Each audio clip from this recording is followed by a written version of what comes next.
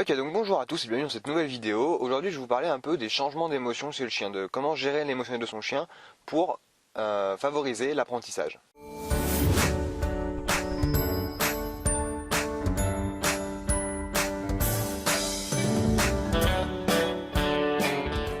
Ok, donc pour certains ça peut être un concept un peu compliqué ou un peu difficile à appréhender, l'émotionnel du chien, voilà.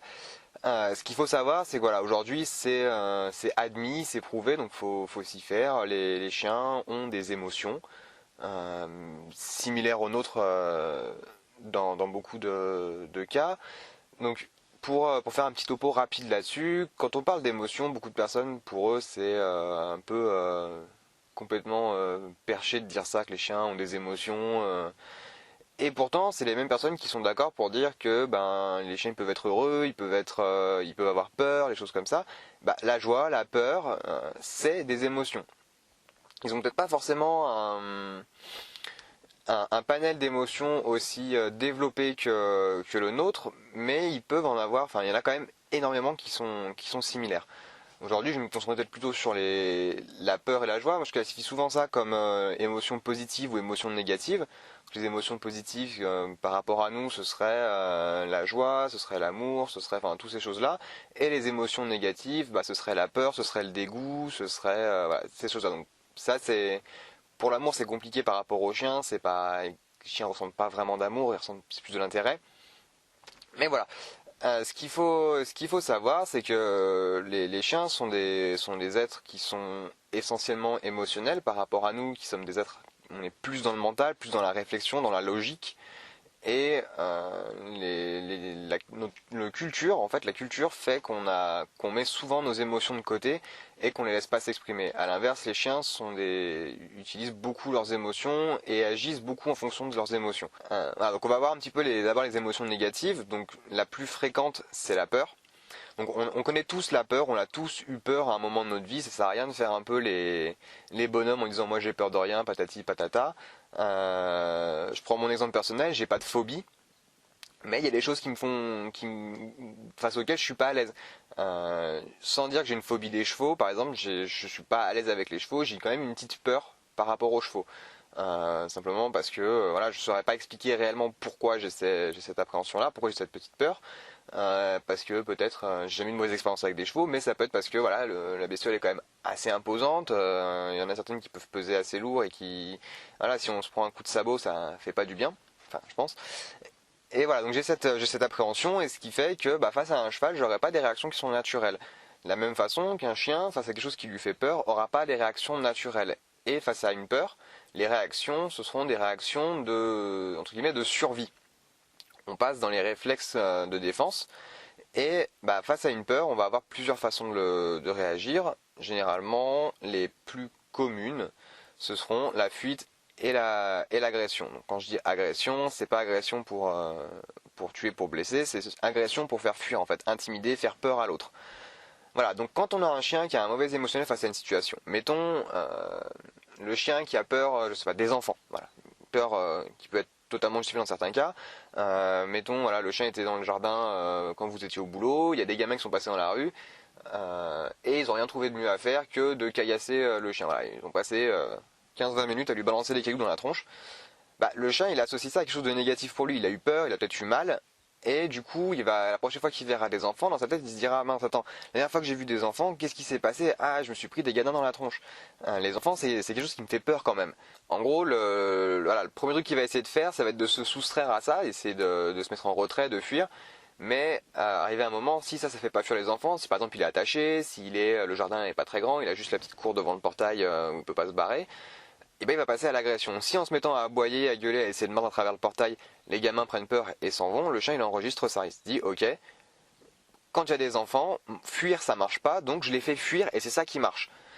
Donc voilà, là on a un émotionnel de ce chien là qui est mauvais, qui est négatif, pardon. Donc en gros, face à cette situation là, le chien il éprouve de la peur, et quand on travaille en rééducation, ce qu'il faut qu'on arrive à faire, c'est changer l'émotion du chien. De la peur, de ce stress que le chien éprouve face aux enfants, nous, enfin, le boulot d'un éduc, ce serait de transformer cette émotion négative en émotion positive. Et comment on fait ça? Et ben c'est là où c'est intéressant, c'est là où c'est un peu le cœur, le cœur du métier, en fait, le cœur du travail de rééducation, c'est qu'on change complètement la façon du chien que le chien a de voir cette situation. En gros, les chiens, il faut savoir que ça marche par association. Encore une fois, association négative et association positive d'un côté. Là, avec les enfants, c'est une association négative. Le chien a eu peur, il s'est associé à une mauvaise émotion. La peur, le stress, ces choses-là. Et nous, ce qu'on va faire, c'est changer ça pour que le chien, quand il soit face aux enfants, plutôt que d'éprouver une émotion négative, comme de la peur, il éprouve une émotion neutre ou positive. Sans dire que le chien devienne le meilleur ami des enfants et que vous puissiez aller vous balader dans les crèches avec votre chien. Ce qu'il faut, c'est que le chien n'éprouve plus d'émotions négatives face à ça. Et comment on fait ça? Simplement en associant la situation problématique avec quelque chose de positif pour le chien.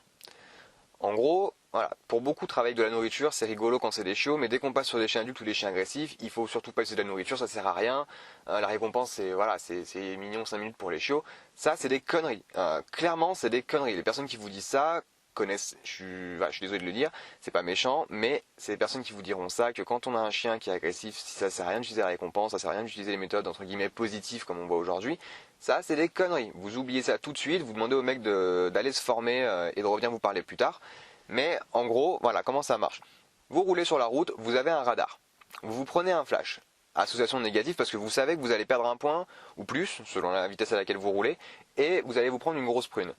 Maintenant, si je vous dis, à chaque fois que vous prenez un radar, à chaque fois que vous prenez un flash, je vous file un billet de 500 euros. Première fois que vous allez vous reprendre un flash vers ça, vous êtes dégoûté parce que vous avez pris le flash, vous allez être énervé et tout, puis vous allez vous dire, ah mais attends, il y a un billet de 500 qui va arriver. Finalement, voilà. Et après, les autres fois, à chaque fois comme ça en fait, ça va commencer, un flash, un billet de 500 qui tombe sur la table, un flash, un billet de 500. Au bout d'un moment, les flashs, vous allez aimer vous les prendre. Vous allez même faire exprès de vous prendre des flashs et d'aller voir dans ces situations-là parce que du coup, c'est une situation qui est bénéfique pour vous. Pour le chien, c'est exactement la même chose. Au début, on a une situation qui lui fait peur, qui génère un stress, c'est pas la joie de se mettre en contact avec quelque chose qui nous fait peur. Mais si à chaque fois qu'il est face à cette situation-là, il lui arrive quelque chose de bien par-dessus le stress, en fait, en gros, l'émotion positive va petit à petit prendre le pas sur l'émotion négative, donc la peur va diminuer, parce que à côté de ça, il y a quelque chose qui est vraiment bien qui arrive au chien. Voilà, c'est comme ça qu'on crée une association positive dans la tête d'un chien, c'est comme ça qu'on change l'émotionnel d'un chien. D'une émotion négative du début, on arrive à partir sur une émotion positive. Au lieu d'être associé à de la peur, à de la douleur, par exemple, les enfants, ce serait associé à... Il y a des enfants, à chaque fois, il y a de la saucisse qui tombe du ciel. Enfin voilà, j'ai la blinde de saucisse pour moi. Donc, les enfants, au lieu d'amener la douleur et la peur, les enfants amènent de la bouffe, amènent de la récompense, amènent quelque chose de bien pour le chien. Et c'est comme ça qu'on change l'émotionnel. Ça peut paraître débile, ça peut paraître incompréhensible pour certains. Le chien marche comme ça. Je peux pas vous dire adhérer à ma secte. Enfin voilà, c'est pas une secte. C'est que le chien marche comme ça. Aujourd'hui, on le sait, ça a été prouvé, ça a été démontré. Un chien, c'est aussi simple que ça. Ça marche par oui ou non, en gros, c'est ça. C'est positif, pas de problème. Négatif, là, on commence à avoir des soucis. Voilà, donc pour résumer, en fait, pour terminer la vidéo là-dessus, quand vous avez un problème avec votre chien, cherchez toujours quelle association il a fait. Si vous avez le chien dans le coffre de la voiture et qu'à chaque fois que quelqu'un passe devant, le chien se met à aboyer, aboyer, clairement, l'association négative, elle est là, il a associé le passage des gens devant la voiture avec quelque chose qui lui fait peur. Que ce soit une mauvaise expérience ou pas, ça peut être une sensibilisation, quelque chose qu'il a jamais vu, ou le confinement. Enfin, voilà, c'est une situation qui génère une émotion mauvaise. Vous, votre job là-dedans, c'est de changer ça et faire en sorte que quand le chien est dans le coffre et que des gens passent, ce soit Disneyland pour lui. Il lui arrive que des trucs bien. Bien sûr, si vous commencez à engueuler le chien quand il fait ça, en fait, vous ferez que renforcer sa peur. J'ai pris, il me semble, dans la dernière vidéo sur la différence entre habituation et sensibilisation. J'avais pris l'exemple du tas de sable. C'est un exemple qui est extrêmement parlant pour moi. Prenez votre chien, on reprend l'exemple du chien dans le coffre, par exemple. On va dire que son stress, sa peur, c'est un tas de sable. Quand vous l'engueulez, quand vous lui tapez dessus, quand vous vous énervez, vous rajoutez des pelletées de sable. Forcément, si vous vous faites engueuler par exemple par votre boss ou quoi, vous n'allez pas être super joyeux dans votre tête. Enfin voilà, ça rajoute du stress. Vous êtes en train de vous faire lyncher parce que vous avez fait une connerie. Et en plus, il en met une couche encore. Voilà, on rajoute des pelles sur le tas de sable. Maintenant, si on commence à travailler dans l'autre sens, à enlever des pelles en rajoutant de la bouffe, en rajoutant des trucs que le chien apprécie énormément. Les caresses et les oui c'est bien, t'es beau mon chien, ça sert à rien, clairement. Voilà, on enlève en fait des pelletées de sable, on enlève du sable et on diminue le stress. Et là, on va pouvoir travailler en désensibilisation. Là, on va pouvoir rééduquer le chien. Voilà. Les émotions, j'en parlerai peut-être sûrement dans la prochaine vidéo, encore. Mais c'est vraiment quelque chose de très très important et c'est un truc qu'il faut toujours avoir un petit peu en tête. C'est que les chiens sont des êtres émotionnels. Si on n'arrive pas à gérer le côté émotionnel du chien, on n'arrivera pas à avancer dans un travail de rééducation et même au quotidien. Ça veut dire aussi ne pas forcer le chien à faire des choses qui ne lui plaisent pas. Posez-vous la question de vous dire aussi, est-ce qu'il y a un intérêt à ce que le chien fasse ça réellement? Quel est l'intérêt pour le chien? Parce qu'avoir une marche au pied collée à la jambe, c'est bien, mais est-ce qu'on a vraiment besoin de ça? Est-ce que ça peut pas être juste le chien, il marche en laisse sans tirer, sans forcément être à côté, mais qu'il soit devant, un peu à côté ou derrière, du moment qu'il tire pas en laisse, peut-être c'est mieux. Posez-vous la question du ressenti du chien. Les chiens ressentent les choses. Posez-vous aussi la question de comment le chien ressent. C'est pas lui qui vous le dira avec des mots, c'est à vous de découvrir ça. On verra peut-être plus tard comment décrypter son chien, comment connaître, savoir ce qu'il a dans la tête. Mais voilà, ça fait déjà pas mal pour aujourd'hui. Donc voilà, c'est la fin de la vidéo. J'espère que ça vous a plu, j'espère que vous avez appris quelque chose aujourd'hui. Encore une fois, c'est le but. Donc la vidéo sera mise sur YouTube et sur Facebook. N'hésitez pas à mettre un petit j'aime, à vous abonner à la chaîne Facebook, à la chaîne YouTube et à la page Facebook aussi, par la même occasion. Et à voilà, partager la vidéo, la faire découvrir à d'autres personnes que vous pensez que ça peut leur aider. Moi sur ce, je vous dis bonne fin de journée et à bientôt pour la prochaine vidéo. Salut!